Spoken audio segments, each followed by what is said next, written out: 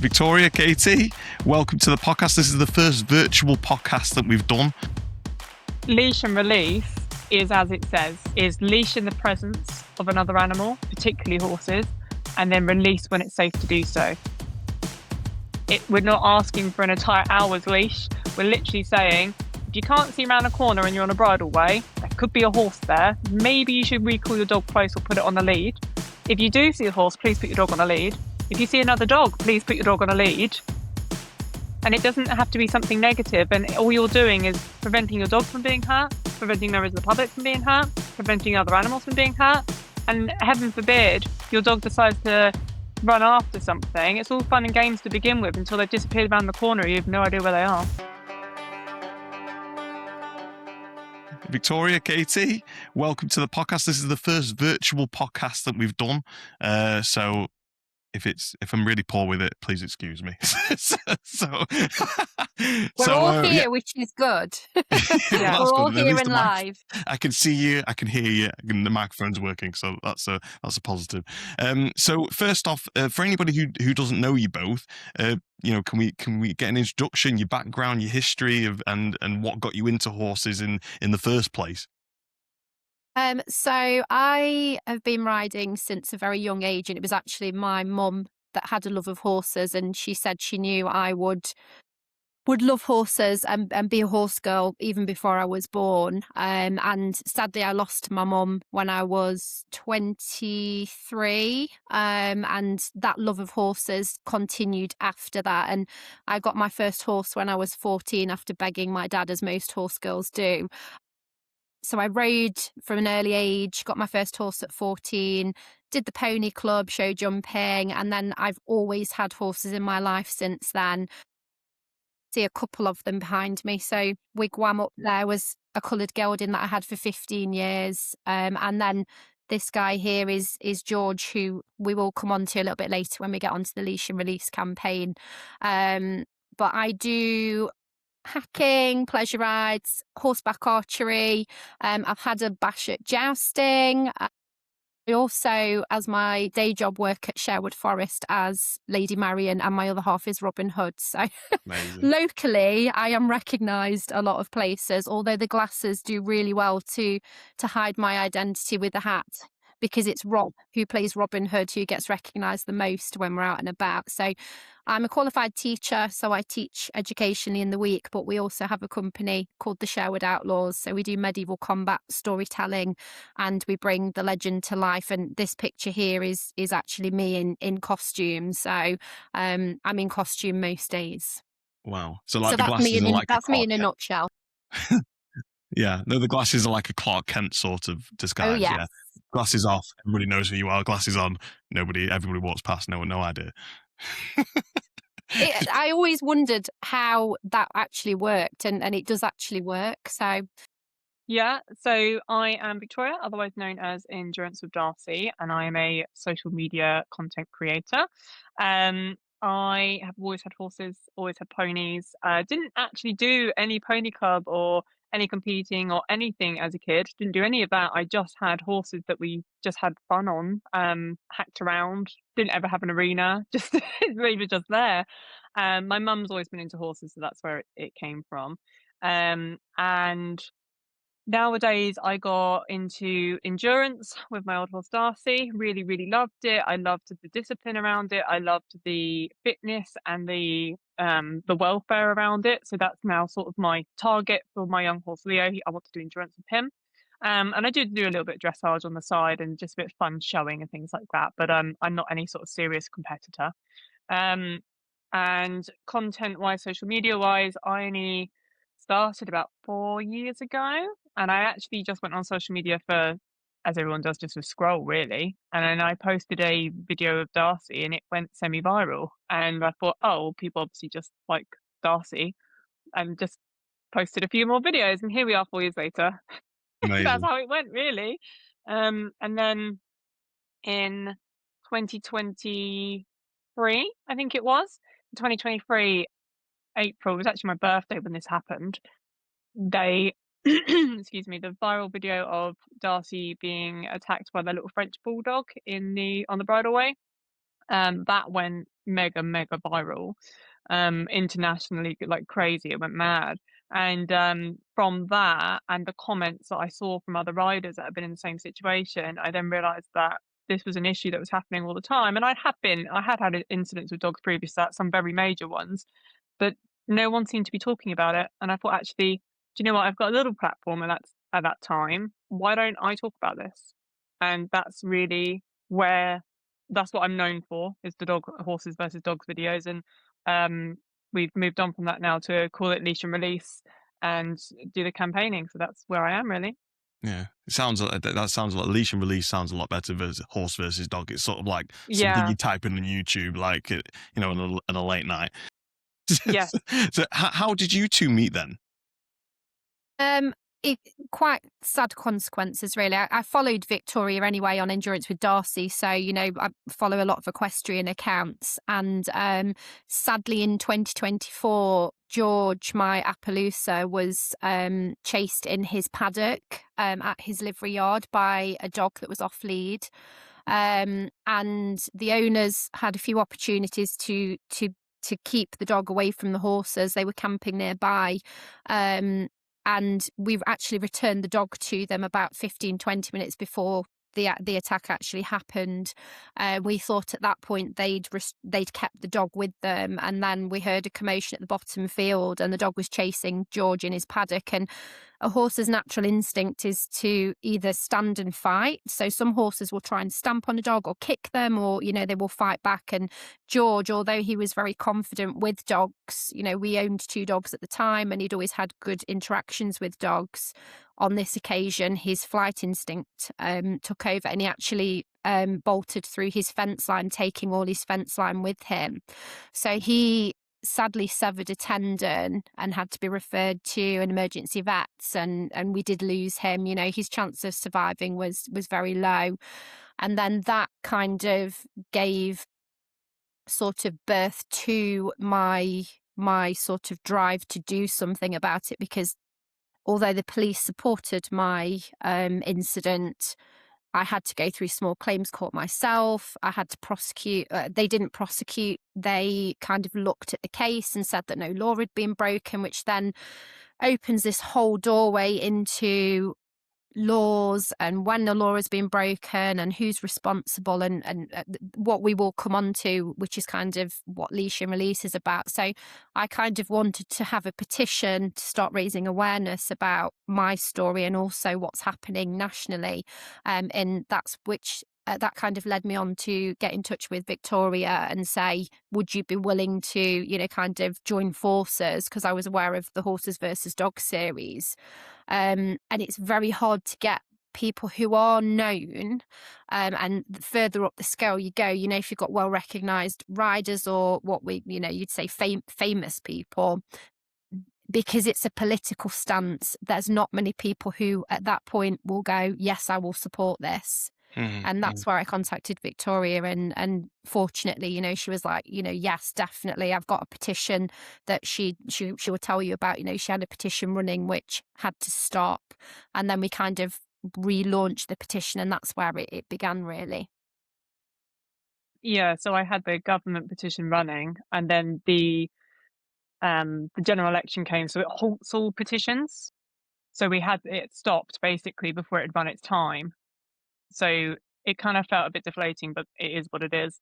And then we had to wait, I think it was nearly 6 months, wasn't it, Katie, before we could finally get the second petition up and running, because the petitions committee takes so long to do anything.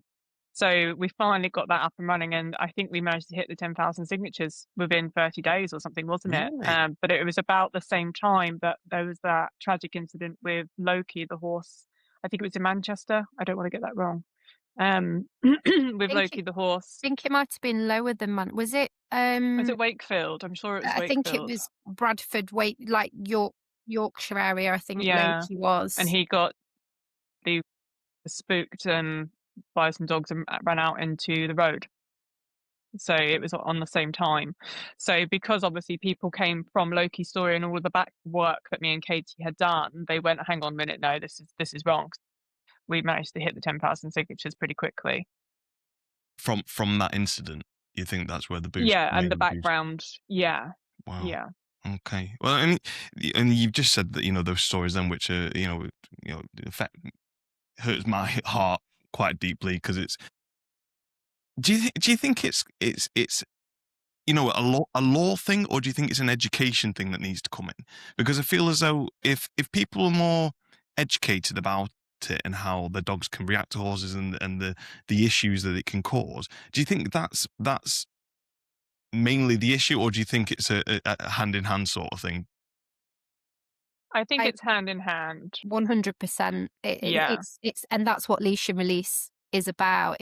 It is both, 100%.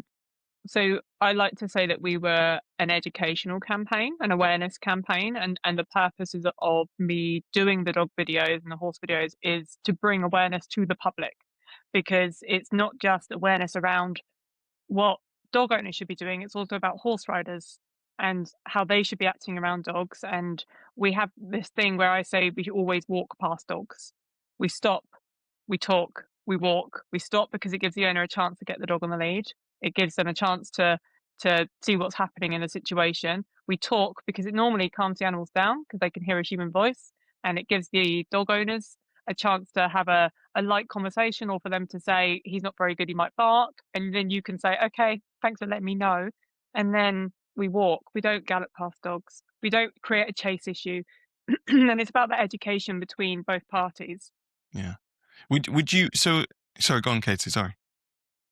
I was going to say, I think it's kind of we're very keen to promote responsibility in all areas. So early on in our journey, we kind of found we had great support, but we also had a lot of pushback from people saying, well, my dog is great off lead, why should my dog have to go on a lead because of someone else who doesn't do the right thing. But we were very keen to promote, if somebody's got a dog that has great recall and they can call the dog back to them and it sits there, there's no problem. You might not need to leash, but it's like with the horses, the unpredictability of our animals, there's more than one brain involved in the incident. So my horse, Pie, my newer horse, he's amazing with dogs and he's amazing. He's not spooky, he's great, but there's always that chance that on that particular day in a perfect storm moment, they can react differently. And I think it's about that ownership of responsibility on all sides, riders, horses, dog owners, wherever the incidents are happening, everyone's got responsibility to keep everybody safe. Mm-hmm. And that's what it's about, isn't it? That's what your whole aim is. It's like you're not trying to hinder people or tell them what to do. It's like, it's that one chance, isn't it? It's like someone turning around to you saying, well, I'm not going to wear my seatbelt in my car because I've never had a crash. It's like, well, Yeah. that's not where you've got seatbelts. You've got seatbelts just in case someone crashes into you, or like you said, Yeah. it's it. But do when you obviously on the face of it, when you're doing your campaigns, you're having discussions.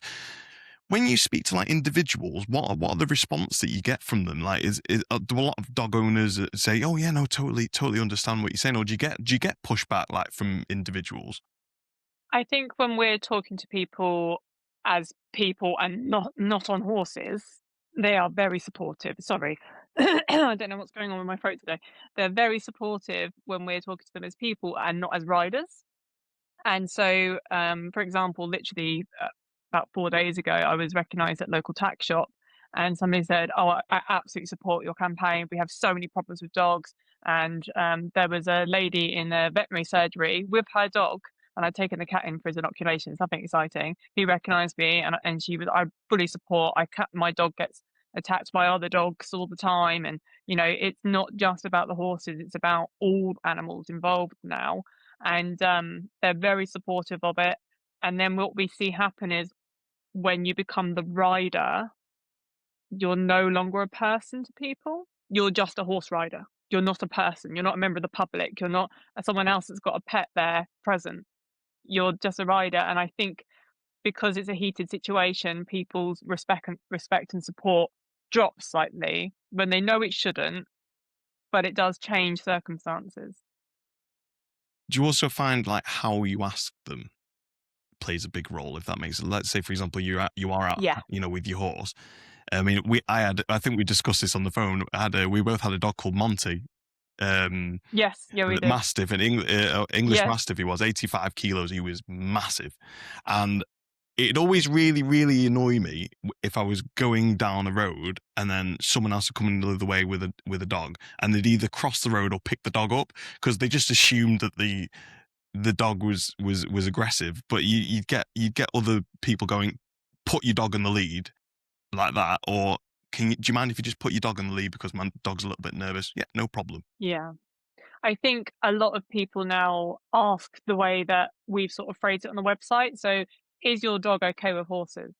Because it makes them think about it, and it also makes them go, "Oh, hang on a minute, what if my dog gets hurt?"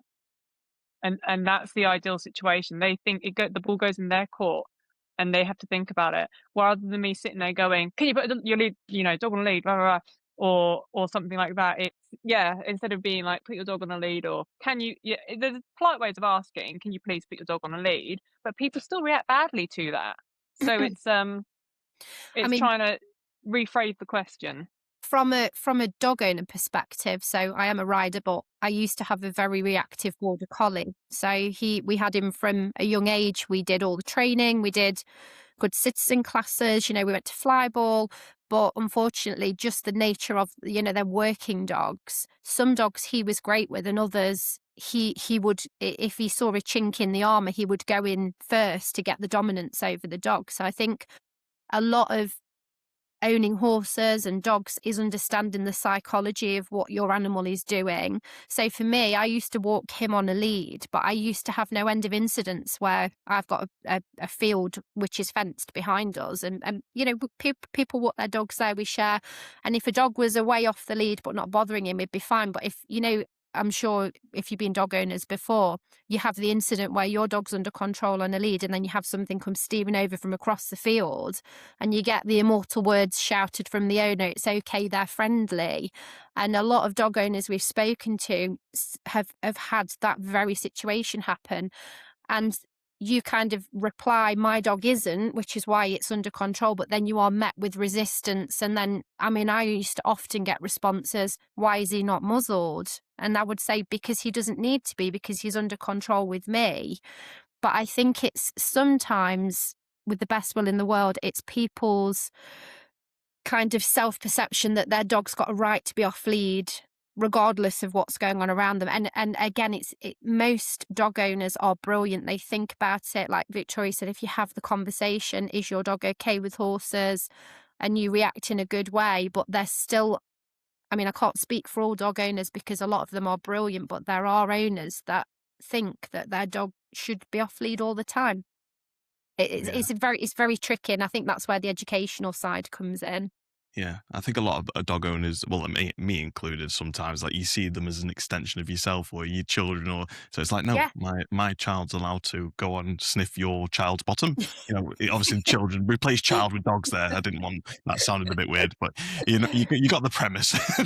Yeah, But and yeah, I was just going to touch on what Victoria was saying about, riders. Sadly, not all riders react in a way. We've had stories from people where they've said, "Well, we've had riders come galloping past us," or we've had people who've responded in a rude way. It's not in any way directed just at dog owners. Leash and Release is about looking at the whole picture, because we all have learning and we all have education that we can all Mhm. benefit from. Mhm. When you've been creating these sort of the website and all these scenarios, do you speak to like dog psychologists and horse psychologists to sort of understand how their brain works in these sort of fight flight modes, so you have more of an understanding of information you can pass on to owners that'll help them in these situations?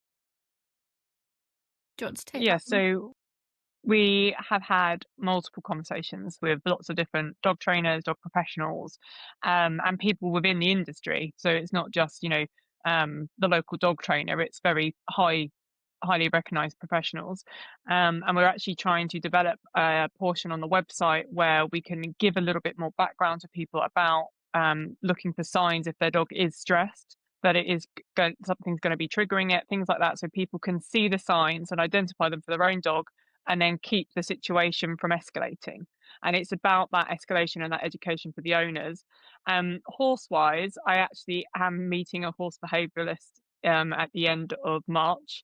And obviously, me and Katie have had horses most of our lives, so we kind of know a little bit more than just a bit of hands-on experience. So we're pretty good in that respect with the psychology behind things. But I think there's a big misinterpretation on basic dog behavior. Like the thing is, oh, he's wagging his tail, he's friendly. No, that's not always the case. And it's those little things that we need to change people's perception of, because it's been, it's always been a thing. You say to your kids, oh, he's wagging his tail, look, he's happy, he's friendly.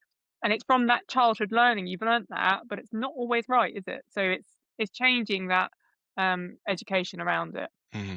Mm-hmm. I think as well it's human psychology, because like I know Victoria's had responses on videos where you've had a rider remain calm in a stressful situation, and this is where the law interpretation is a very grey area, because as a rider, your horse, if you get stressed, or they can feel your heartbeat from, meters, about 4 meters away, they can pick up on, I mean, my horse is very sensitive and he can pick up on energy. If I'm in a bad mood, he knows it. He's such a sensitive horse.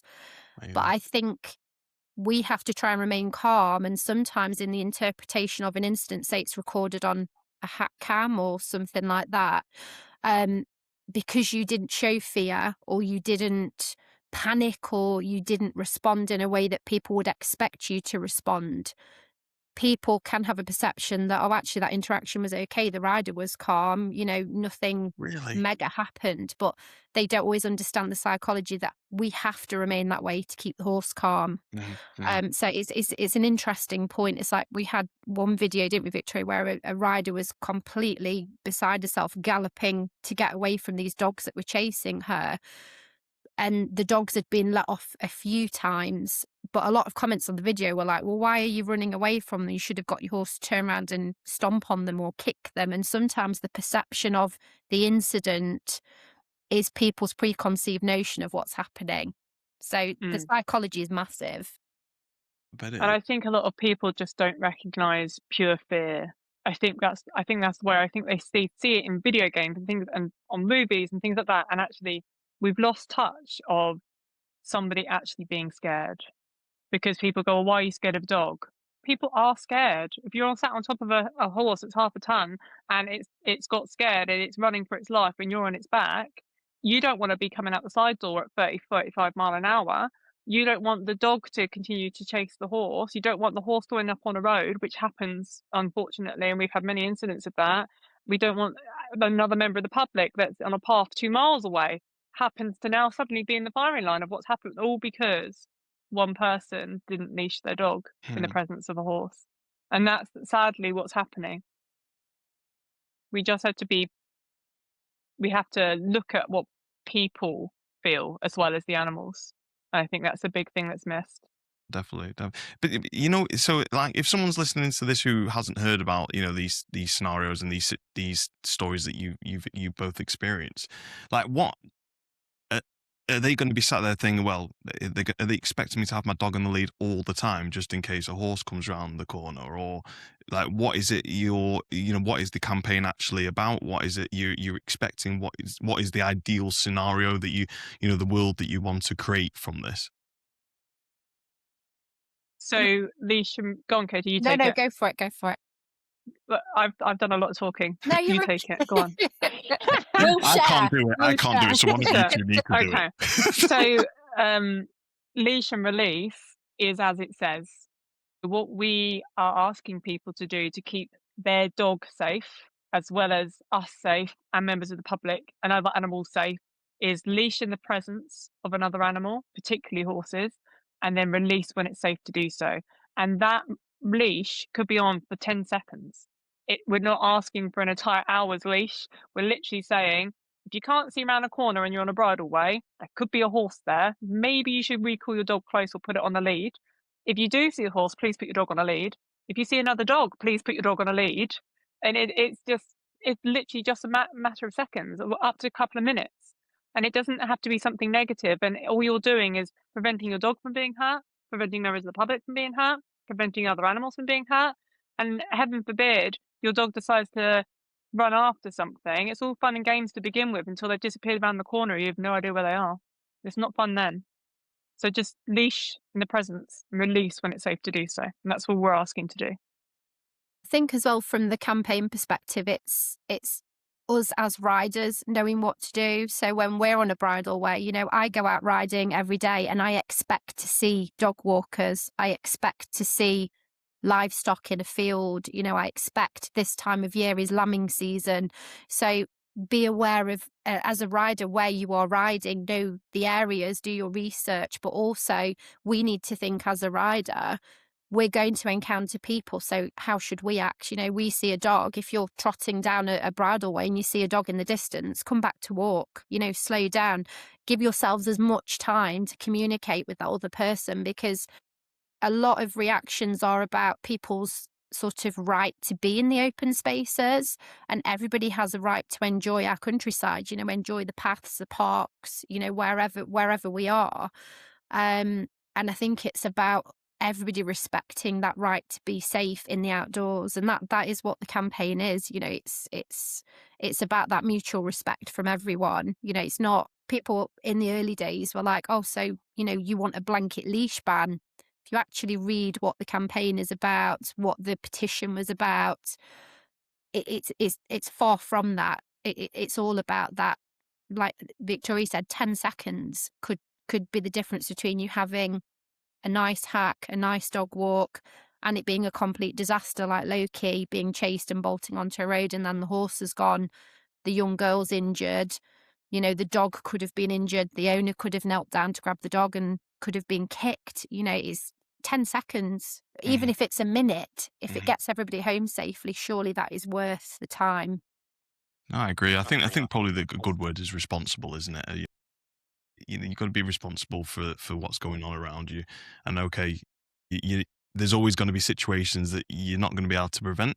But if you could, you know, the 10-second putting on a leash, if you can even, you know, stop 50% of these issues happening, it's a win. I think Statistically, BHS statistics for 2025 were that 96% of incidents were caused by off-lead dogs. So if you could just put your dog on a lead, we could get down to 4% of incidents were caused by dogs. Yeah. Do you see what I mean? Definitely. There's a big gap there. Just literally Yeah. just a lead and a bit of training. And if you can desensitize, I know it's not always possible to desensitize dogs to horses. You might not have access to them. But even if a rider's on a bridle path and you say, oh, my dog's not really met a horse before, a lot of riders will stand there and let the dog be introduced in a nice, calm and safe way. I mean, I'm not saying let your dog jump all over the horse, but just calm conversation, 30 seconds. The dog's met the horse, nothing exciting happened, and we all went on our way. That's all that needs to happen. We are proactive as well. You know, Victoria does share a lot of good interactions. You know, we're not just about, look how awful this interaction was, look what this rider did, look what this owner did. We get some brilliant interactions from riders, from dog owners, you know, where people have done exactly what the campaign is wanting. And it's not about the negative. You know, we're trying to push the positive side. So it's met with people going, actually, could I learn something from this campaign? So, I mean, obviously we've been talking a lot about the dogs and the dogs owners being, you know, put on lead and whatnot. I see a lot of videos. I've done a bit of research. But what sort of training can you, as horse riders, give to your horse and yourself to help in these situations? That's a really good question. I think as a rider, I sounded really condescending there, but actually you're the first person to ask that. I'm used to it. You should hear me speak to my mom and my wife. Even my 9-year-old daughter now is giving me cheek. So yeah, I'm more than used to that. I'm joking. I think as a rider, you know, there are things you can do because you want a confident horse. So I do a lot of groundwork with my horse. I do in-hand walking with my horse. I'm quite a new relationship with Pi. But when I first got George, he was a very spooky, reactive Appaloosa. You know, he didn't know me. And I think that we need to put, as a rider, put groundwork in, get your horse confident. So if you do meet a reaction from your horse, or they're not confident, they've got the trust in you to be able to deal with a scary situation. Or like Victoria posted a video the other week where Leo, her youngster, met a massive tractor and trailer, and Oh, she was wow. long reining, but he Yeah. was so in tune with her, and their relationship was so evident that a lot of horses would have turned around and gone, I'm out of here. And if you're long reining on the ground, you've got half a ton of horse going the opposite direction.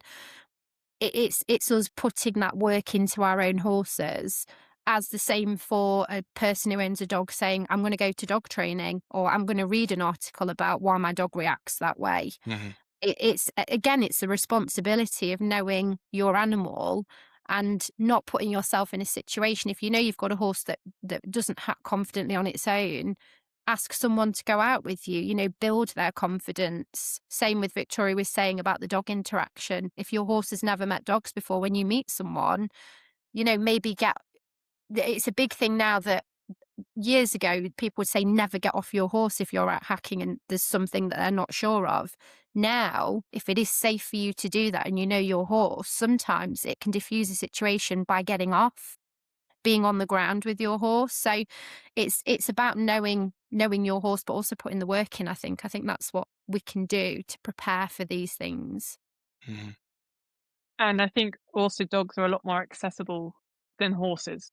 Like, I don't own dogs, but I've taken Leo on dog walks because I've said to a friend, do you want to go for a walk with me and the dogs? I've taken Leo for dog walk with 2 of my friends' dogs and Love with it. mum's dogs. I take Leo for walk with the dogs because Love it. not one, it helps the dogs, even though most of them are fine with horses anyway. But it's also really good for him because he then sees what's going on. The dogs aren't a threat. He's used to seeing the dogs. We go for a walk, and if we meet another dog on the walk, then he goes, okay, that's a dog. Mm-hmm. Mm-hmm. So, even if you don't own a dog, most people do have someone that has a dog. Yeah. So go Usually for a go hand walk, in take the hand. horse for a walk with the dog. Yeah. It's that simple, and it's a really good tool to have. Yeah. I definitely agree. I think it's about like, I can't remember who I was speaking to, lady, I think Philippa, or what her name was, and she was saying like how a lot of horse riders, I'm going on to like dressage here, so they'll practice in their arena at home or on the livery yard or wherever it is, and then they go to the competition, the horse acts all spooky, and because it's a new environment, isn't it? And they've never experienced it before. And like I said, if you've got the opportunity to go with dogs on a walk, what a great opportunity in a safe way to go and introduce them. Fantastic. And like you said, Katie, with the groundwork, my wife does a lot of she uses multiple methods because there's loads of them, isn't there? There's loads of different methods now popping up everywhere, but the best one I've seen is a stick with a plastic bag on the end and just rubbing it over them, just whacking it about. And then in the beginning, they're very much like, oh my God, oh geez, oh no. But by the end of it, a few weeks, they're not bothered by it. They'll quite happily eat there. So go on, sorry. I do a lot of horse agility. So people might not be aware that I don't work on commission for them, but there is the International Horse Agility Club.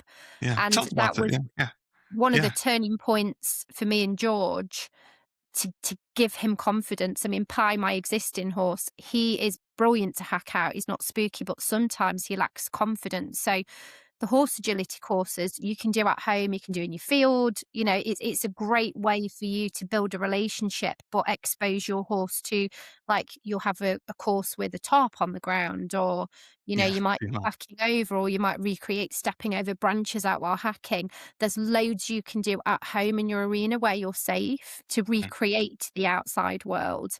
And it's interesting you say about, the competition riders. A lot of riders will hire an indoor school somewhere, or they'll take their horse to a competition but not compete, because it's about that life experience for the animals as well. But the horse agility is a great thing that I find builds confidence and exposes your horse. We use umbrellas, we've got streamer curtains, but it builds up your horse's confidence step by step. You don't just whack a massive streamer curtain up and go, there you go through that, but it builds confidence. Yeah. I think that's what it's about, isn't it? I mean, I suppose if you've also got small children, you could dress them up as a dog and have them hiding in the that might be a good. Oh, actually, you just picked up on something. Anyone watching this, please don't hide behind a bush with your dog. It's the biggest bugbear. Please don't hide with a bush Like, in the is that trees what with they your do? dog. Like, sometimes they think, oh, Yeah, I'll just go here they and they grab their won't see dog. me. Yeah, they grab their dog. They do everything They perfect. They see the disappear. horse, they go, hang on, grab the dog, and into the bush they go. And the horse is like, oh my God, where have you gone? And then it's like, well, it's going to launch at me from the bush now. Like now Predatory it's a behaviour. predator. Please don't hide with your dog. Just stand at the side. That's fine. Please don't hide with your dog. You just reminded me of it. I'm only laughing because I can imagine like someone just literally going, oh, here. Yeah, literally. No, but Literally. yeah, They do everything perfect and then they hide, and it's like, no. you were so close. I normally shout and say, can you please come out so we can see you? And a lot of them are like, why? It's like, because my horse Yeah. thinks you're going to jump on them because they're Yeah. trying to figure out where you've gone. Or they'll Mm. crouch down next to their dog, which is No. another, again, it's a predatory position. So, I mean, when you look at the psychology of the horse, us riding on their back is the biggest thing against all of their natural nature. That the fact that they let us jump on their back, in the wild, that would be a tiger or a lion.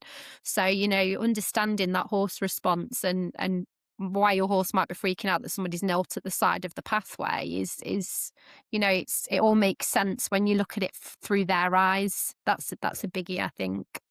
Definitely. Yeah. And then you get on the back of them with a big jousting stick and a sword and Yeah. no problem. Shield, flag. We ask So- a lot. We ask a lot of our horses. Yeah, but they're fantastic animals. I mean, I say it on here all the time. They are magical. There's something about them. And nobody can tell me what exactly that is, but there's something magical about them. So, I mean, we've talked about. I mean, we'll go into it a bit more as well. But on the law side of things, what are you guys trying to sort of put into the law? What are you expecting? What's the best scenario that you can think of in those cases?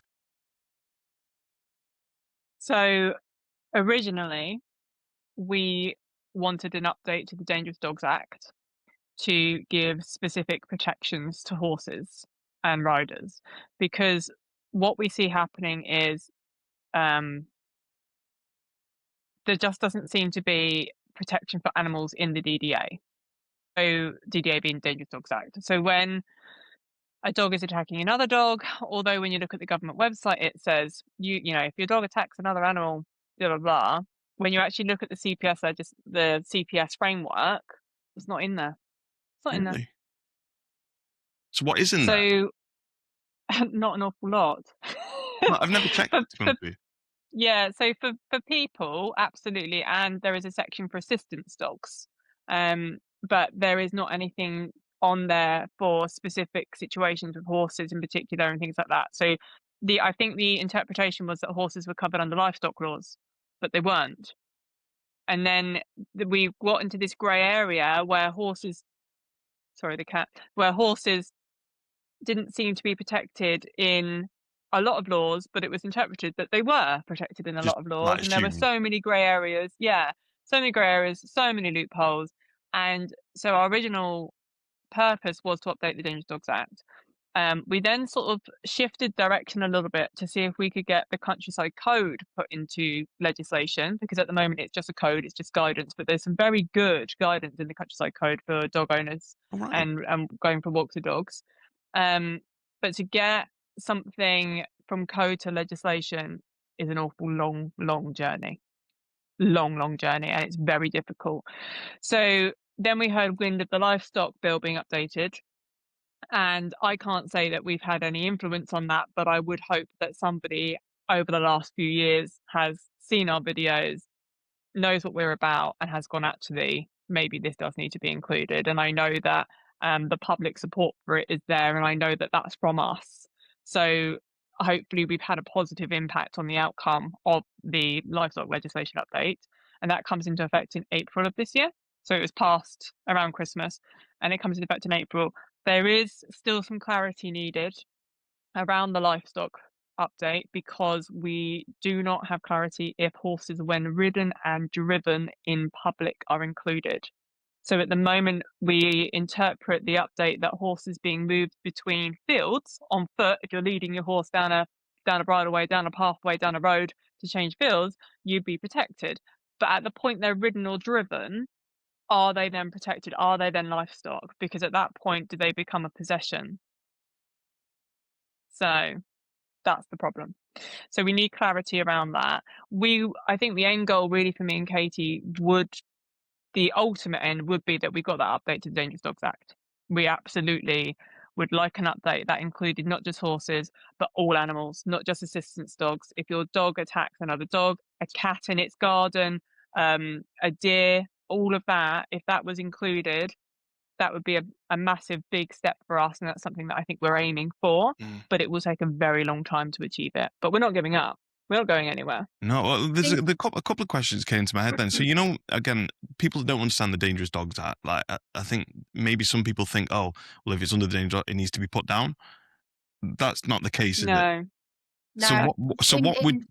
So go on. You'll probably answer the question that I'm In going to ask. George's case, the dog was not a vicious dog. So although it was chasing, it was exhibiting a behaviour that is in its ancient bloodline. Dogs were originally kept as hunting, as protection. So for a dog to chase is a natural behaviour.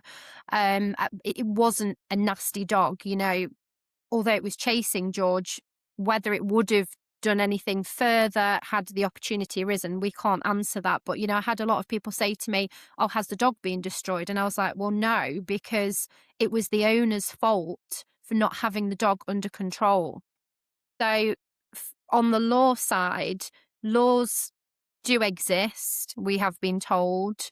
There are laws that do seemingly offer some protection, although, like Victoria said, they are very grey in areas. The biggest issue we have is interpretation.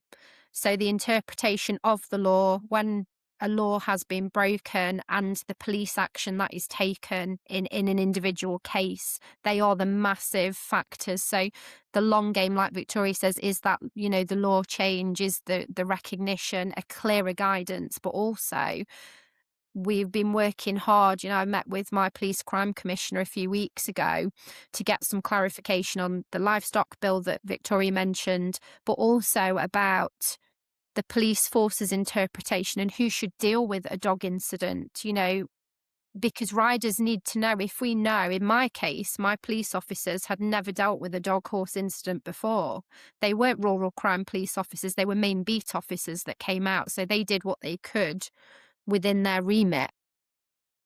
And it's that interpretation, because I have been told since that George's case should have gone to prosecution, because it's a horrible way to look at it, but he was my property, which was damaged and destroyed. Yet I had to go down the civil case myself to recoup costs and, get compensation for what had happened.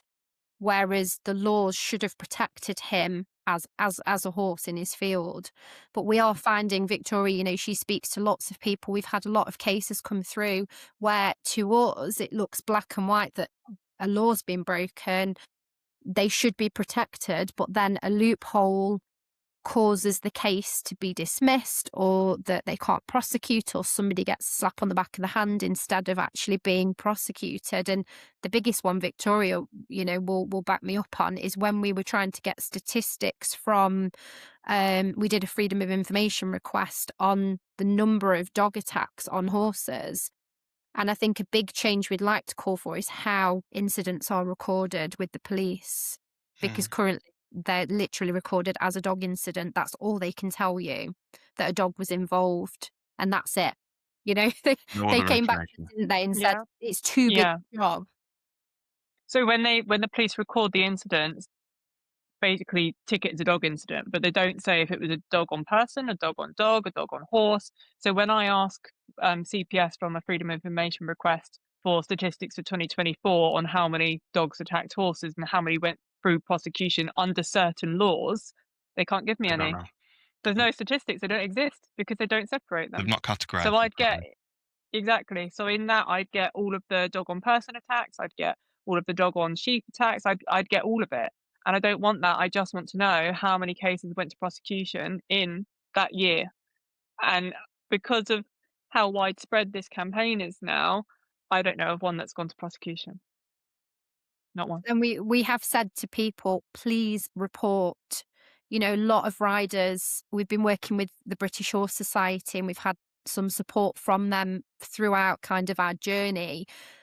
People need to report when things happen. You know, we're very proactive on saying to riders, report to the police. You know, even if you think nothing's going to happen, tell someone that it's happened, report to the BHS app. You know, these statistics are what make our conversations with DEFRA.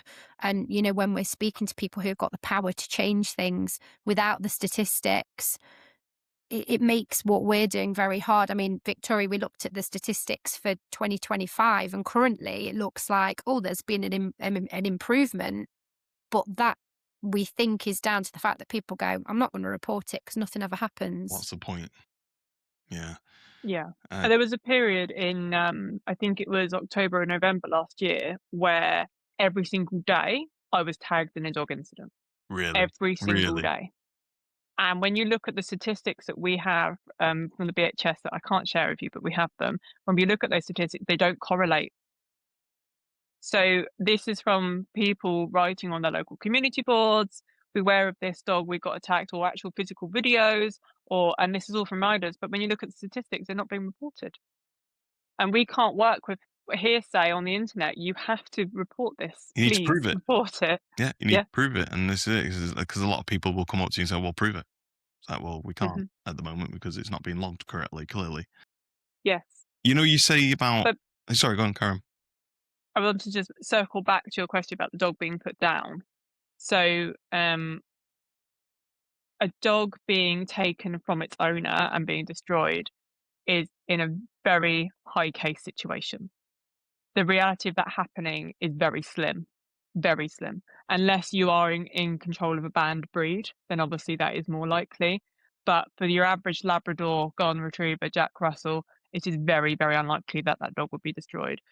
And it's also very unlikely, sadly it's happening, that you'll even get a dog behavioural order, a dog control order, which is basically an ASBO for your dog. It has to be on a lead for a certain amount of time, a few years or whatever. Whenever you walk it in public, it's basically a slap on the wrist.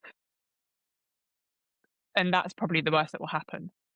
We don't even have fines available to give people. And this is part of the problem. There's no deterrence for people to do this. I think, you go back to, there's a lot of questions that I have banging through my head when we're speaking to these, but I have a friend who has like a Mastiff dog.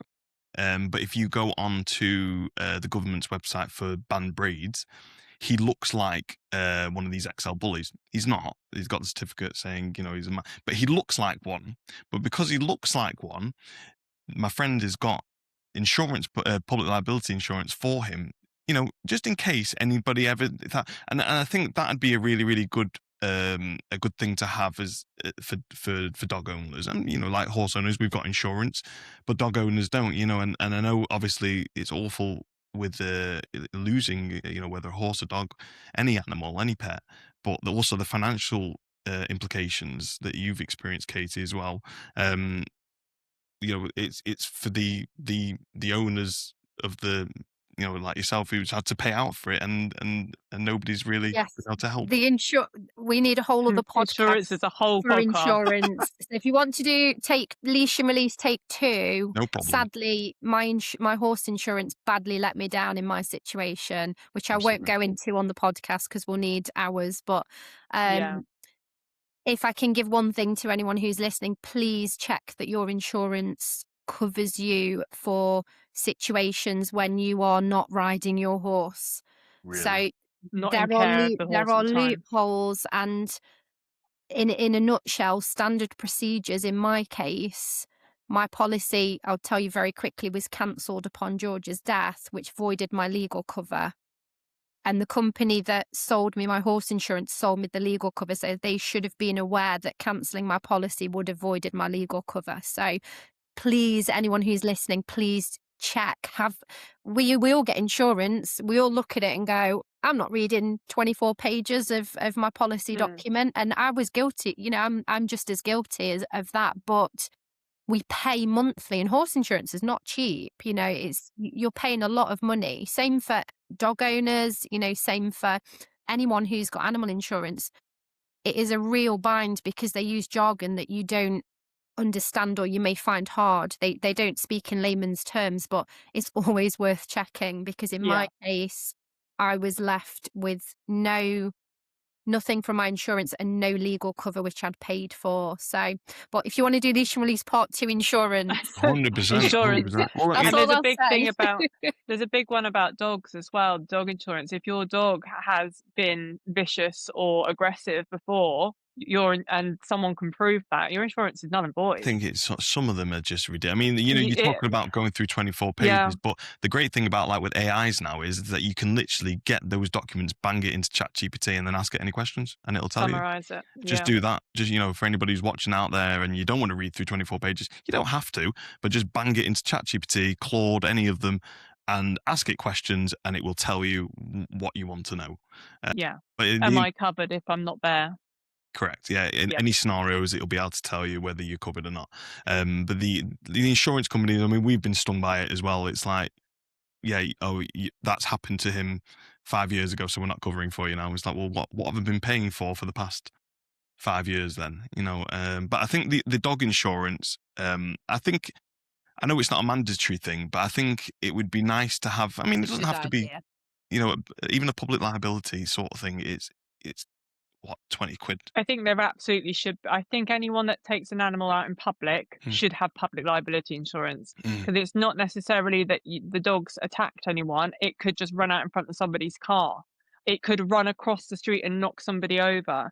Anybody that has an animal in public should have insurance. That includes horse riders, because I know so many riders that don't have insurance. Really? Literally, you could just go and get third-party insurance through one of your local riding clubs. A lot of these clubs, including the British Horse Society, I know Endurance GB do it as a full member. You get the public liability insurance as part of your membership.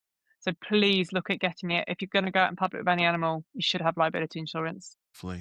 I mean, we talk about insurance here with money, but what you guys are doing, is there any cost to that? Do you need any financial backing? Is there, what is the process? How much time is it taking up of you both? Because obviously, time is money, and obviously all these policies that you're putting together. I don't know if you're paying someone to help you with them or anything like that. Do you have any financial help anywhere? Is anyone?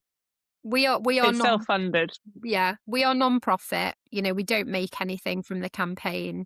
It is self-funded. If anyone wants to sponsor jackets or hats, I'll shameless plug. If anyone does want to support the campaign, Yeah. it's anything that we can have that will help the campaign to move forward. That's where at the moment we are doing what we can in the time that we have. We both work. Victoria's, got a son, and, we've got horses. And, for me, it gave me something to focus on and a drive when I was going through, the worst possible experience of my life, losing George. So for me, it was the drive and the focus to bring some positive change from such an awful situation. And it's a situation that most riders you speak to will have had at least one incident with the dog, or hopefully good. Most of them, we have some great interactions with our local dog walkers where I am now, but it was a passion for me to do something that meant that George didn't die for nothing. So it's a legacy, and that's what it's about, isn't it? Because George and his legacy, and then obviously Darcy, who I lost 6 months ago. She kicked off the series 4 years ago, and then there's other horses involved like Flora and Goose who got injured, and Loki, and there's lots of other horses that have died in the last few years from dog incidents. Yeah, and it's creating that legacy for the riders, and at the end of the day, what we're trying to do is protect thousands of animals and thousands of people. You're trying to improve the world, which is a very, very, very difficult thing to do. So I commend you both for Thank putting the you. time and the effort and the money and that sort of thing. But we'll get you some coats or some boots or something to when you're walking around the muddy field. I'm saying I you've gone, tell you what we do want. I tell you, if there's any high vis companies watching, I would Yes. love a high vis range with leash and release, because then the dog owners see the high vis on the horse and go, "That's a horse. Oh, that's a leash and release logo." That would be fantastic. Yes. well, I would love that. we'll have a look at some stuff and see if we could do something together afterwards. Because it's one of them. There's loads of obviously suppliers that we work with, and I'm sure for Yeah, a good cause like this, it would be a no That would brainer. be yeah, amazing. Yeah, The yeah, high because vis. the high vis is particularly important, and I think a lot of riders think it's only for cars. And I've probably driven my followers mad about hacking high vis safety, but it's not just about road safety. Wearing high vis is to, if you and your horse separate ways, the horse can be seen, you can be. Oh, Oh, Oh, you've balloons got some going gonna off. say. balloons. I thought you were doing like a high vis sort of You can be emoji then. I seen. thought it was going on. It was great. I thought that was perfect timing. That was great. The horse can be seen, you can be seen. Let's see if it happens again now. The horse can be seen, you can be seen. And it's not just for motorists, it is for cyclists, it's for dog walkers to see you across the other side of the field, it's for an air ambulance to see you. Heaven forbid you need one. Yeah, But didn't even it's think there, about that. and for people that aren't even in, obviously in the UK we don't have hunting and things, but you do in European countries and out in America, put high vis on, please. And it's for every season, even if it's bright sun. If your horse goes in amongst the tree line and you're on a dark bay horse and you're wearing like a strappy top and some dark jods, how are they going to see you? If you ended up in a ditch and your horse has legged it onto the road, put high vis on it, please, and yourself, because a passerby might find you unconscious in that ditch and wouldn't have seen you unless you were wearing a high vis tabard. I think Listen, so Just put it going on. to the insurance as well. I know some policies do stipulate if you are riding on a road, you may find to that have if high you are vis. not wearing high vis, you are not covered on your is that policy right? because you haven't taken the precautions to make yourself as visible as possible. I wear it all the time. We don't ride on the road, but we've always got high vis on. Incredible. Well, Yeah, and I think that's a valid point. A lot of people don't realise that. what we'll do is, I mean, the high vis isn't actually that expensive either. You can get like No. just a vest for like I think £3. Yeah. Like they're not like I said, and it can probably save your life in some cases. Massively Yeah, important. 100%. Like Victoria said about visibility for air ambulance. You know, if you're under leaf cover in the summer or even in the winter, we tend to, wear dark jackets and things. High vis is amazing. It gives you more visibility. And again, for riding with dog walkers or, if you're riding in winter and the light's dropping, high vis is the difference between somebody seeing you and going, oh, actually, there's a horse and rider there. And then you being completely unnoticed till the last second. So yeah, massive. It's a massive You thing. talked about the high vis, which is really good, but like obviously you wear, is it a helmet cam, a GoPro? Do you wear? I wear, yeah. So would you advise if any riders are going out is wear like high vis, try and get some sort of camera surveillance footage just in case these sort of situations happen? Is that like something you'd advise? Yeah, absolutely. Yeah. So when I do like the hacking safety tips things, I don't just talk about the high vis, or that's the main aim. Camera safety is a huge thing that needs to improve. And I know that cameras can be expensive, but they don't have to be. There are discounts. I've got discounts for 2 different camera companies in my bio that you Amazing. can get this cameras on. And Christmas presents, save up for it. There are cheaper ones on the market that aren't necessarily going to give you the detail of a number plate of a car speeding past you, but it would give you enough to show that an incident has happened. And that's the main purpose. Like with a dog owner, you don't know who they are. With a number plate, it gives you a way of identifying the driver, but with a dog owner, you have no idea who they are. But at least having a camera, like with mine with Darcy years ago, the police gave me permission to put it on social media as an appeal, and it went viral, and she was identified within 2 hours. She was shot by her neighbours. Did So, anything happen to her? it can happen. Did- She got a dog behavioural order Did she? for the Did dog. she? Yeah. Good. Yeah. But it's because I had it on camera. You couldn't deny it happened. Mm. And it's not just, for recording the bad stuff. It's also about recording happy memories and those lifelong summer gallops, and something funny happens, or the deer that are suddenly run across your path. It's about that, and having a camera for safety and memories, absolutely. But it's not just cameras and high vis. whips is a sensitive subject. I don't ride or use a whip, but I know a lot of riders carry whips for other than their horse, basically. And there has been comments of some really awful situations that people have had with joggers trying to drag them off horses and dogs attacking horses, and whips is a thing that a lot of people carry for those reasons, not for their own horses. So whips can be used as a safety product. Mm-hmm. And then you've got like the whips with the flags on the end.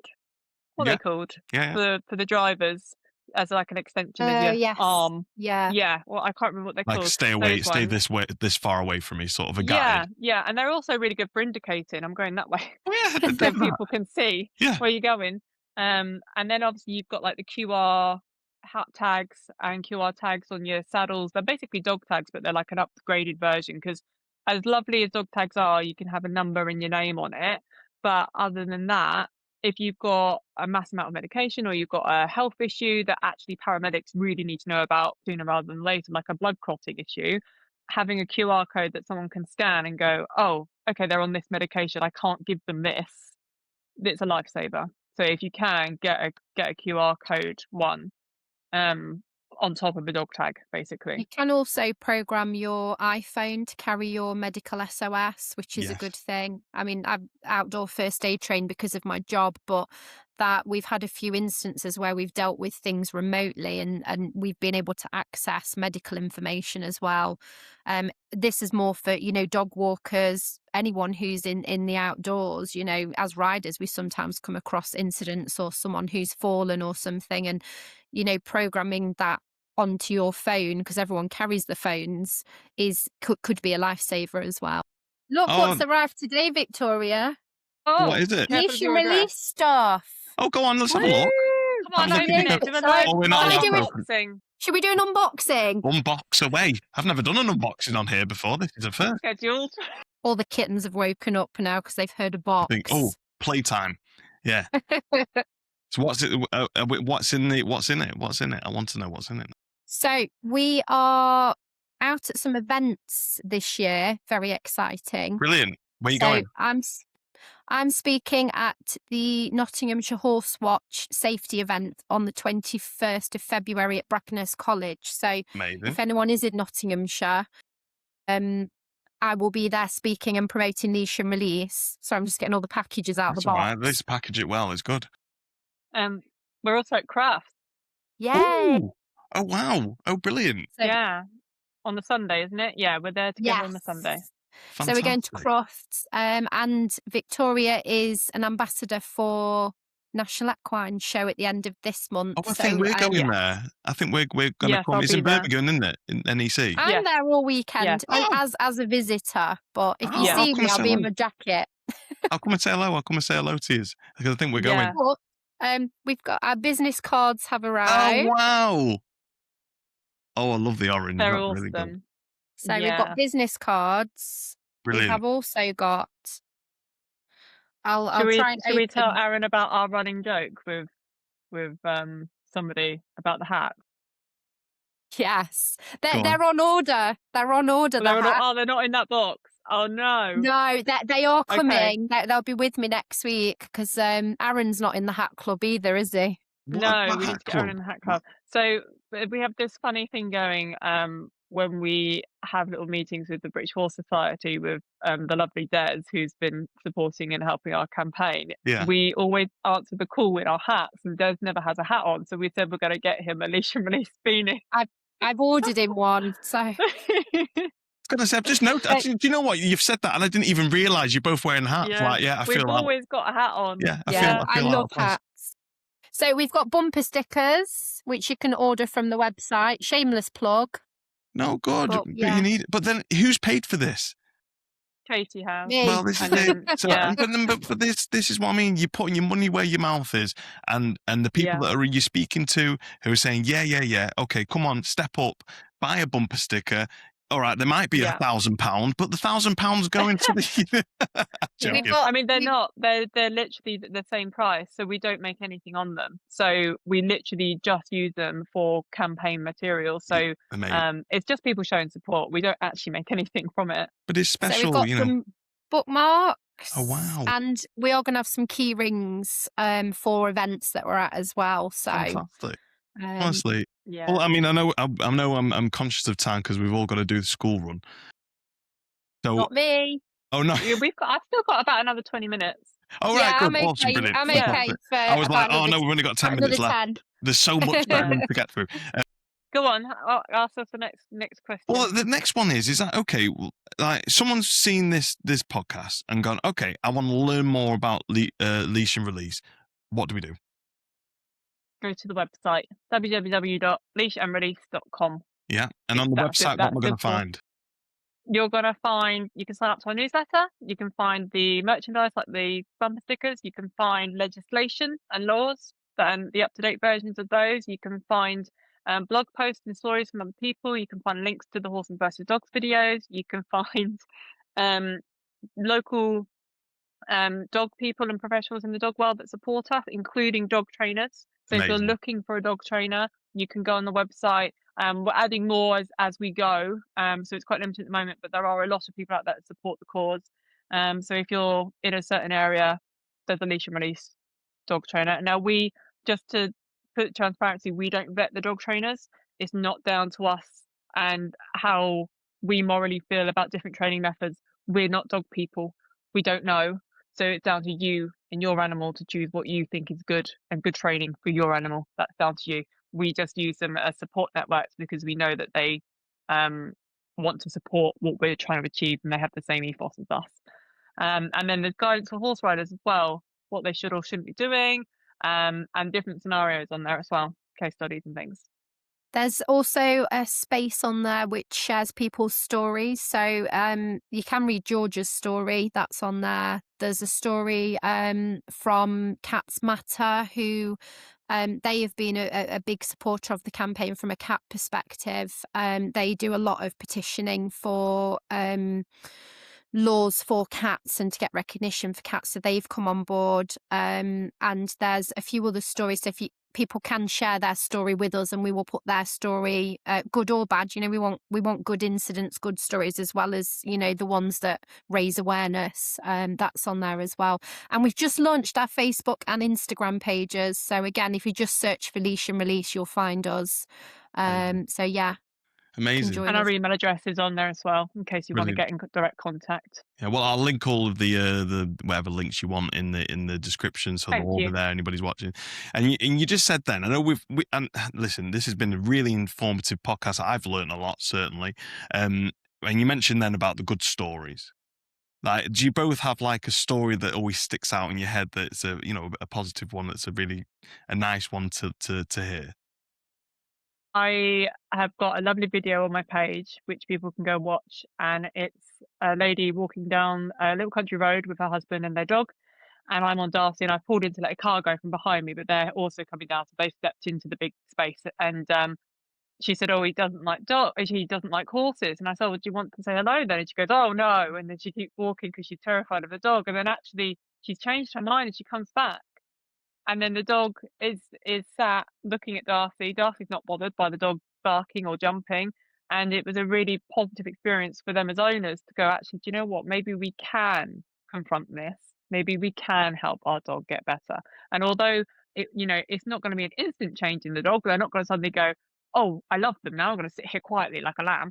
But it was a positive exchange, and it was great for the public as well. I think for me, I meet a lot of dog walkers regularly. So in where I ride, there's a lot of people that I see on a regular basis. And there was a lady who had got a new puppy, and she was actually scared of horses. So it wasn't the dog, it was her as a person. She just found them very big. And, our two horses are 16 too. So they are big horses.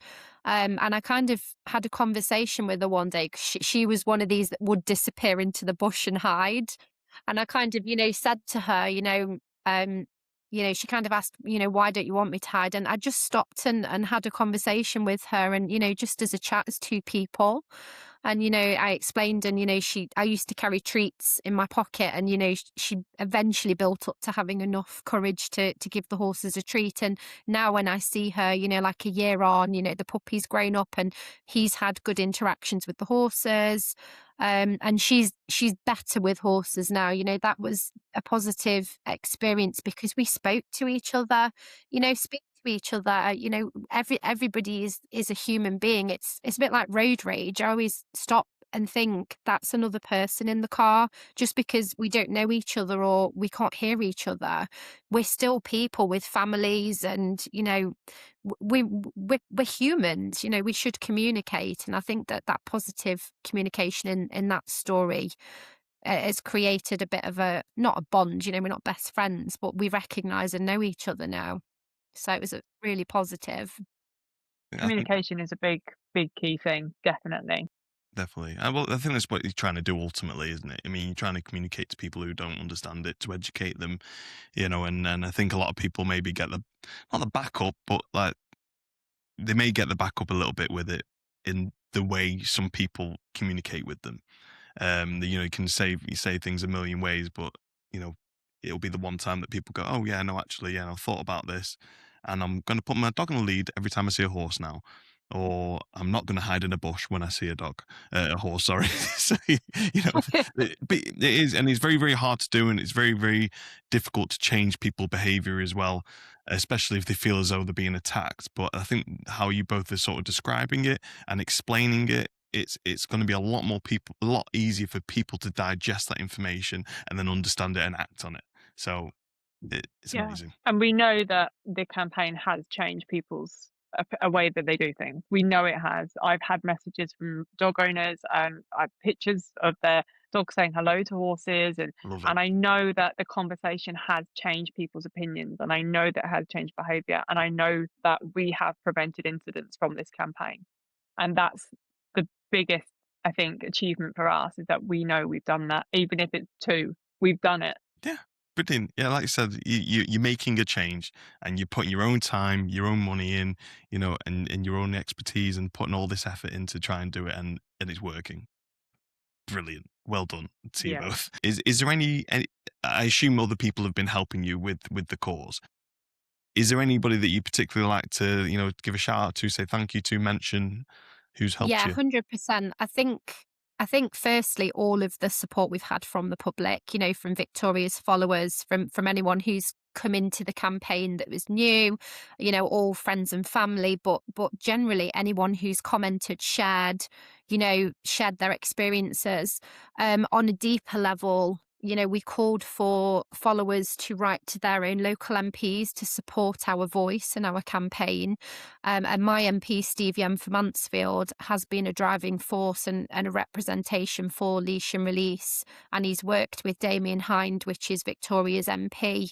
And we've had a few other MPs that have shown support, which we're happy to say led to a meeting at the House of Commons with Baroness Hayman, who is the DEFRA representative, and we were very grateful that they took the time to meet with us and listen to our stories and learn more about what our campaign is about, which I think has been driven by Steve and his kind of acknowledgement that there is an issue, not just in my constituency, but over the whole country. So big thanks to all the MPs that have supported us and to DEFRA. We're hopefully going to continue our positive conversations with them to look at the best way forward to support a positive change for everyone. And I think Victoria will echo as well. We'd like to say thank you to the BHS, British Horse Society. Yeah.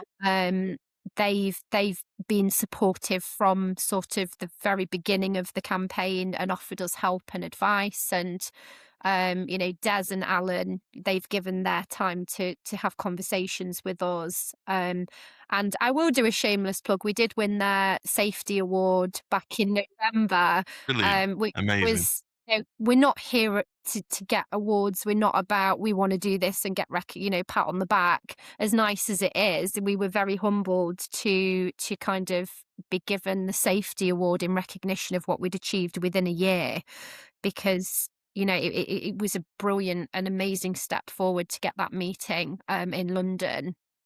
and to start that positive conversation. So the British Horse Society definitely, I think, we'd like to say thank you to them. Is there anyone else? I don't want to miss I anyone. think there's a few insurance company peoples and peoples in the industries about listing off a whole load of names that I've supported us and had meetings with us and taken Zoom calls and everybody, as Katie said, that have followed and supported the campaign, and the local dog trainers that are helping people on the ground. That's the big thing. Amazing. I mean, you say about like the awards and stuff like that, but I think that's other people's way of saying, well, just keep going. You like keep pushing it, because it clearly is working and people clearly resonate with it and support it and want the change as well. So, amazing. You're both fantastic. Like, in my opinion, you're doing it all off your own back, doing it all your own effort, own time, own money. Incredible, absolutely amazing. I've got a couple of I've got 10 quick fire questions, which I don't know if there'll be any use in the podcast, but we can give it a Go go. on. I've not even Go read for it. these. I've not even read We're going these. to take 5 each. Yeah, well, this is Okay. you might. Are we going to buzz? Beep. So I think it's just more about I think you've answered a lot of these questions, to be honest with you. It's like bridle is would you rather go on a bridle where like the back of your hand, or something totally new? Totally new. I love exploring. Yeah. I would go with the bridle way that I know, because I know I like adventure, but I like consistency. So I think it depends on what rider you are. And also, you just We work well together. Yeah, well, this is it. Yeah. This is great. You got both ends of the coin here. But like, if you do go on a new bridle way, I know it's quick fire. We'll pause the quick fire for now. But if it is a new bridle way, would there be any steps that you would take if you're going on a new bridle course?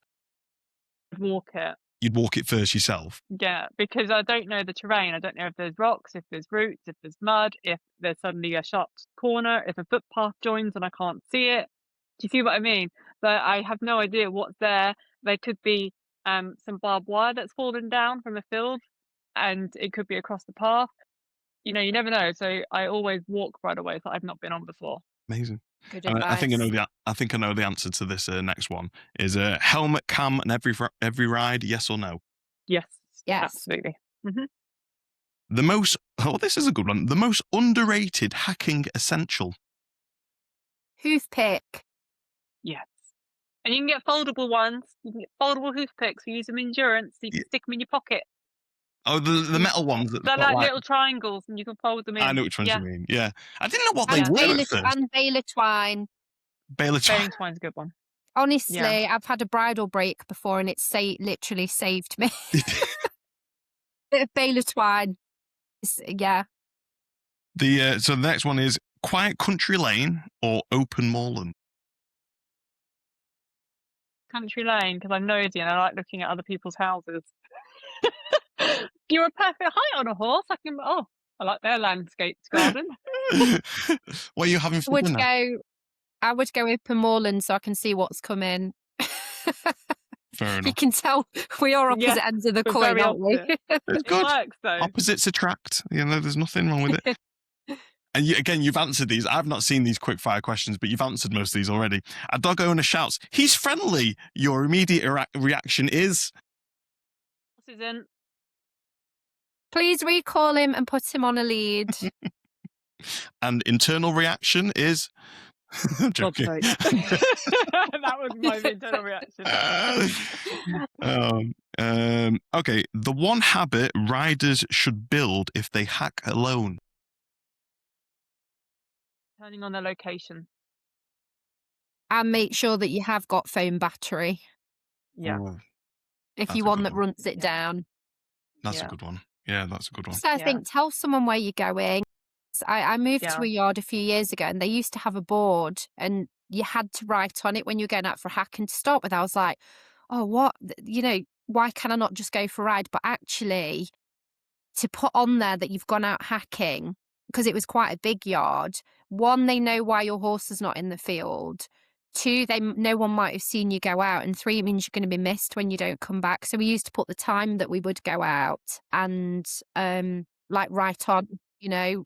So I think that communication again, just let someone know where you're going. Yeah. I mean, you can share your location as well on all different things. WhatsApp, normal message, even Instagram has a location service now. I Oh, mean, you do I that? have, I've got it turned off because everybody can see where you are. It's not the safest thing. I wouldn't recommend doing it. But like on an iPhone, find my iPhone, whatever it is, you can share it with your family. So my best friend and the other half have got me tracked 24/7 because when I used to go out on Darcy, I'd go out for like 4 or 5 hours. I'd end up miles away. If anything ever happened, nobody would know where I was. Yeah, So, Shan just leaves. I you don't know know, where. Like I come back, hello, and she's gone somewhere. But yeah, she's got the location thing enabled as well. yeah, Okay, this was quite interesting. If you weren't riding horses or in the horse industry, what would you be doing? figure skating. Oh, okay. I'd be spending my money on exotic holidays and getting out of this horrible rain Oh, that we've all been oh, experiencing. the rain. I'd be richer, Yeah, yeah. although not happier, may I add. I was just gonna say that you probably wouldn't be happier or as happy. Early morning ride or golden hour ride. So riding in the morning or riding at sunset. Early Early morning. morning. Yeah, early morning with the sun rising and okay. There's less people around. Yeah. That's what I was Well, people are thinking. problems, aren't they? Really, let's be honest. You know, Yeah. I'm joking. One thing non-riders would be shocked to learn about hacking. We don't just sit there. There are 3 brains involved in an interaction, possibly 4 if there's a dog involved. Mm-hmm. Yeah, that Wait, used to I'm be. trying to think now. 3. It's hard. Horse rider person, dog. Yeah. There you go. When you say horse rider person, do you mean like as in you've got your rider brain and you? But it could be someone just walking. They might Oh, not it's be in the walking person dog. Yeah. walking. I thought you meant you have Yeah. like split personalities and like that's what I No. thought. I mean, on some days, yes, I feel as though like it, but I used to get that as well when I used to ride when I was a lot skinnier. And the people used to say, well, it's not exercise. You just sat on the horse like a sack of potatoes. Like, bloody hell, I wish it was as easy as that. Like, I didn't realize how difficult it is. Like the leg strength of riders, like, you know, even my daughter's legs are ridiculously strong. It's madness. Fit as anything. Okay, this is quite good. So, what's the hardest part of speaking in public? Can't answer that because I love it. Yeah, Katie does it. This is Katie's remit. Yeah. I'm the new one to talking in public. I actually find it easier talking in public than I do talking behind a camera, which I know it sounds strange, but when I'm filming videos, you should see the retakes on my phone because I'll skip a word or slur the start of a word or I'll mess something up and it won't be right. And then I'll go, oh no, that sounds really, and it's doing the retakes. Whereas when it's like in person, you can feed that emotion back from like you presenting. We have that like rapport. But when I'm just talking to a blank camera, there's nothing giving back to me. So I actually find it easier speaking in public and to people than I do with a camera in front of me. Wow. And Katie, you're just a natural. You love it.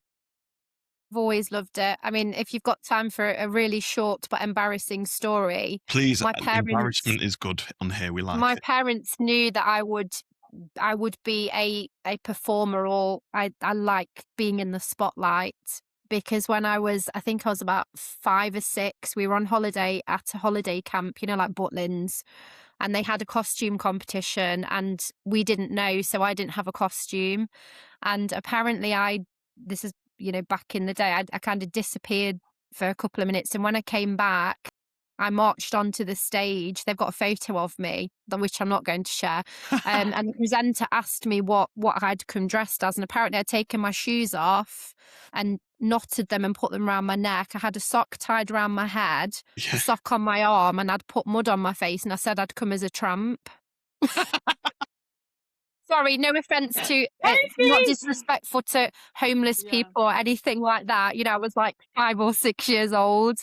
And I'd said I'd gone as, From the movies, it's like when I was the thinking outside the yeah, box yeah, because I really badly wanted to be on stage, and I've always brilliant, performed theatre. I've done, brilliant. some TV stuff with the Outlaws. So I enjoy the pressure of being in front of a camera or on stage. I just love the stage is amazing. Once a show's running, I absolutely love it. Well, but this is why he's so good at it, you see? All this practice. It's good. It's But good, but it's yes, good.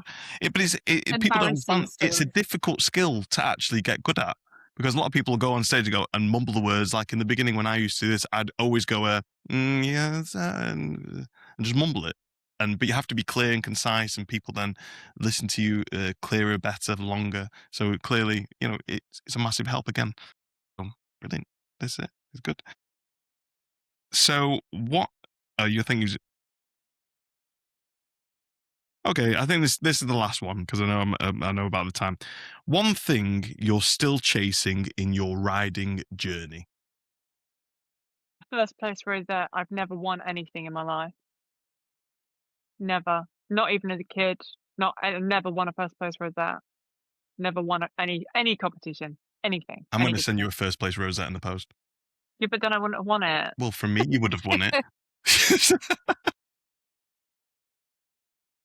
think for me, as confident as I am, and I'm better now, I tend to overthink things a lot.